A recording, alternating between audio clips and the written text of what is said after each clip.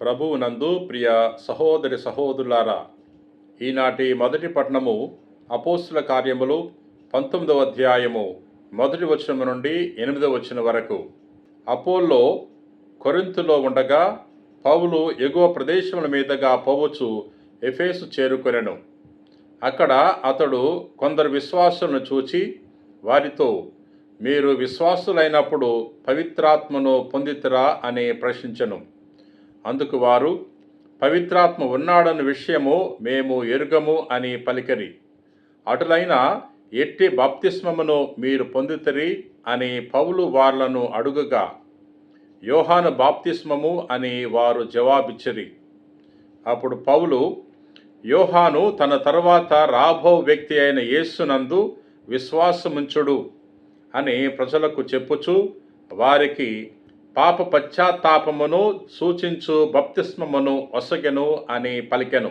వారు అది విని యేసు ప్రభు పేరట జ్ఞానస్నానం పొందితిరి.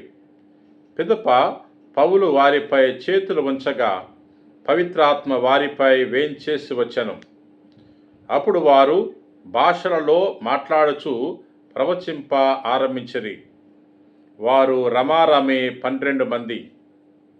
పౌలు ప్రార్థనా మందిరంలోనికి వెళ్ళి 3 మాసముల వరకు ధైర్యముగా ప్రజలతో మాట్లాడుచు తర్కించుచు దేవుని రాజ్యమును గూర్చి వారికి నమ్మకము కలిగింప యత్నించుచుండెను.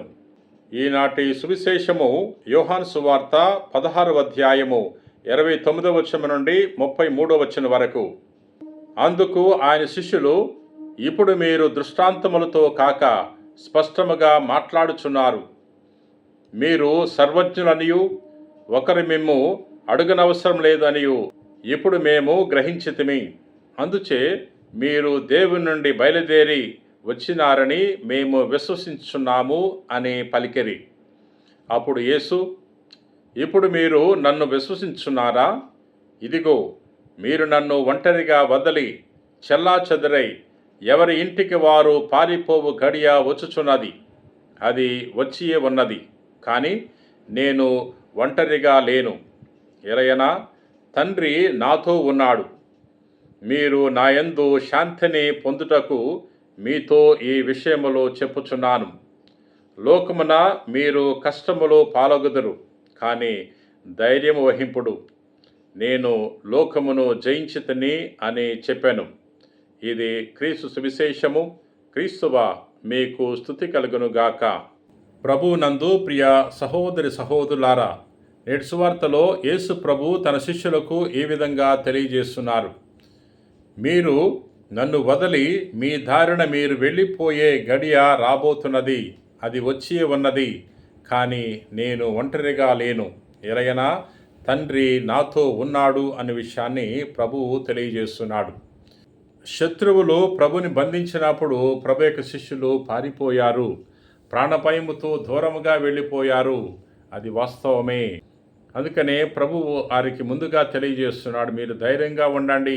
నేను లోకాన్ని జయించాను, మీరు కూడా జయించగలరు. తండ్రి నాతో ఉన్నాడు. నేను ఒంటరిగా లేను.